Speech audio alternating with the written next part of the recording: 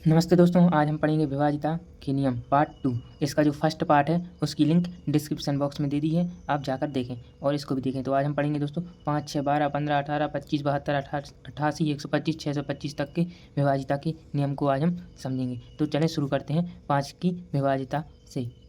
दोस्तों 5 की विभाज्यता कहती है, बिल्कुल जैसा हमने दो की विभाज्यता के बारे में पढ़ा था उसी प्रकार 5 की होती है। जैसे दोस्तों 5 के कोई भी संख्या को 5 से भाग देने को बोला जाए, यानी 5 की घात 1, तो उसका लास्ट 1 डिजिट में 5 का भाग दे दें। वहीं पे दोस्तों 25 से भाग देने को कहे तो दोस्तों, और ये कहें तो स्क्वायर क्यों लिखते हैं दोस्तों, क्योंकि 5 का स्क्वायर 25 होता है। और 2 मतलब दोस्तों लास्ट 2 का मतलब है दोस्तों लास्ट के 2 डिजिट, यानी दोस्तों अंतिम 2 अंक। वहीं पे 125 आ जाए और 5 की घात 3 लिखा जाता है उसको 125 को, यानी दोस्तों 3 की घात लग रही है, यानी लास्ट 3 डिजिट। ये याद रखने का तरीका होता है। 625 आ जाए, 625 से भाग दो, यानी दोस्तों लास्ट के 4 डिजिट, यानी अंतिम 4 अंक। वो याद रखने के लिए 5 के ऊपर 4 की घात वो लिखा गया है। अब 5 के विभाज्यता के नियम पढ़े अभी हमने, तो दोस्तों इनके कुछ उदाहरण हैं। तो ये रही उदाहरण, जैसे दोस्तों आपके पास संख्या है कि 8, 7, 8, 5, 9, 6, 2, 5 को भाग करना है 125 से।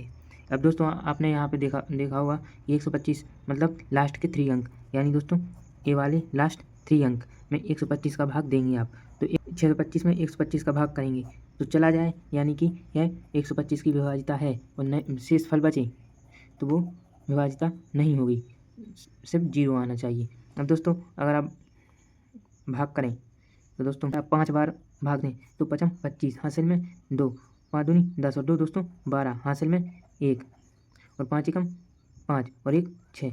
दोस्तों शेष फल बचा 0, यानी दोस्तों यह विभाज्यता, यह एक जो संख्या दी गई है वो 125 से विभाज्य होगी, क्योंकि दोस्तों शेषफल है जो वो 0 आया। वहीं पे दोस्तों एक और उदाहरण है कि यह एक संख्या है जिसको 25 से भाग देना है। तो दोस्तों मैंने 25 का बताया है आपके लिए, यहाँ पे देखें तो 25 माने लास्ट 2 डिजिट, यानी इसके जो लास्ट के 2 अंक हैं 7 और 5 में जब आप 25 का भाग करेंगे तो 25 दिया दोस्तों 75 होते हैं और शेषफल आया 0, यानी दोस्तों यह जो पूरी संख्या है वो 25 से पूरी तरीके से विभाज्य होगी। तो दोस्तों इस तरीके से आप 5 से रिलेटेड कोई भी अंक की विभाज्यता के बारे में आसानी से पता लगा सकते हैं। तो आइए आगे चलते हैं दोस्तों। ये कुछ महत्वपूर्ण नंबर हैं जिनकी विभाज्यता वो आपको निकालना सीखना है।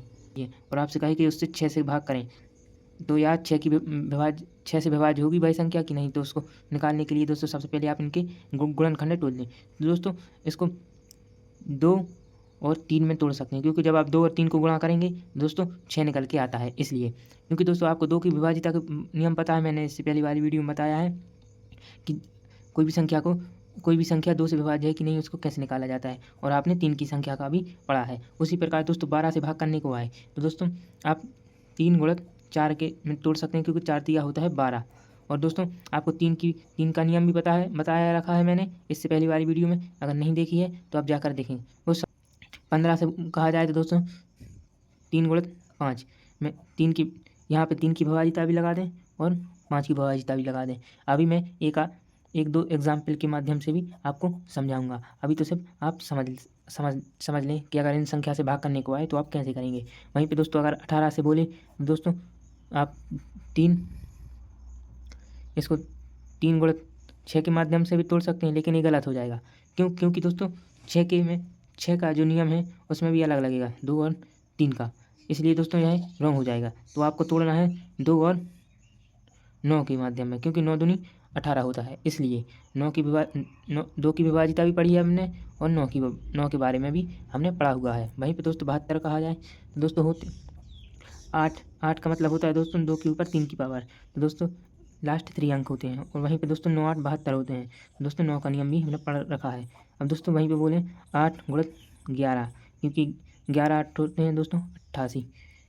इस तरह से आप इनके क्वेश्चनों को हल कर सकते हैं। अब चलते हैं दोस्तों इनके उदाहरण पर, जिससे आपको समझ आ जाए।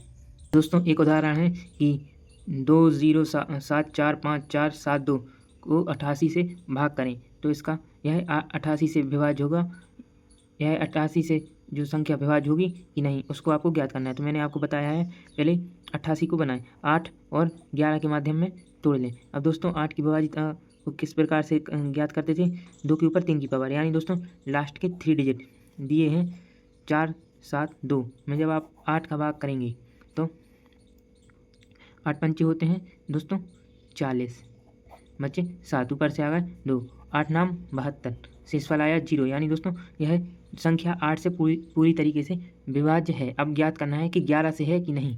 तो दोस्तों 11 के नियम मैंने बताया था, एक संख्या को छोड़ एक संख्या को काउंट करना है। दोस्तों 2 और 7 होते हैं 9, 9 और 5 14, 14 और 7 21, तो दोस्तों यहाँ पे 21 है। अब दोस्तों वहीं पर बात करें 0 और 4 4, 4 और 4 8, 8 और 2 10, 10 हो गए। अब दोस्तों इन दोनों के बीच का अंतर है दोस्तों 11, और मैंने क्या बताया था, ये अंतर है जो या तो वो 0 आना चाहिए या तो 11 का कोई मल्टीपल आना चाहिए, तो वह 11 से पूरी तरीके से विभाज्य होगा। तो दोस्तों यहाँ पे 11 आया, यानी यह संख्या है जो वो 11 से भी पूरी तरीके से विभाज्य होगी। तो दोस्तों इन दोनों से जब पूरी तरीके से विभाज्य है तो 88 से भी यह जो संख्या है वह पूरी तरीके से विभाज्य होगी। तो दोस्तों इस तरीके दोस्तों अब बचती है 10 की विभाजिता क्या कहती है। तो दोस्तों जैसे कोई भी संख्या है 7 8 9 6 5 0, अगर कोई भी संख्या है इसमें 10 से भाग करने को कहा जाए तो बस आपको ये देखना है कि लास्ट में बस 0 बस लगा हो, तो वह 10 से विभाज्य आसानी से हो जाएगा। क्योंकि दोस्तों 10 के लास्ट में भी 0 आता है, और जब 10 का कोई पहाड़ा पढ़ते हैं 10 एकम 10, 10 दूनी 20, तो भी लास्ट में 0 आता है। इस कारण आपको सिर्फ लास्ट में 0 देखना है। अगर लास्ट में 0 है तो वह 10 से पूरी तरीके से विभाज्य संख्या, और 0 नहीं है तो वह संख्या विभाज्य नहीं होगी। तो आपको ये याद रखना है 10 की विभाजिता के बारे में। तो आई होप दोस्तों यह जो मैंने विभाजिता के नियम पढ़ाए हैं आपको समझ आ गए होंगे। तो प्लीज़ इस वीडियो के लिए एक लाइक ज़रूर करना और चैनल को करना सब्सक्राइब। इसका जो नेक्स्ट पार्ट रहेगा इसमें दोस्तों विभाजिता के क्वेश्चंस पर चर्चा करेंगे कि किस तरीके के क्वेश्चन पूछे जाते हैं विभाजिता में। Thank you guys.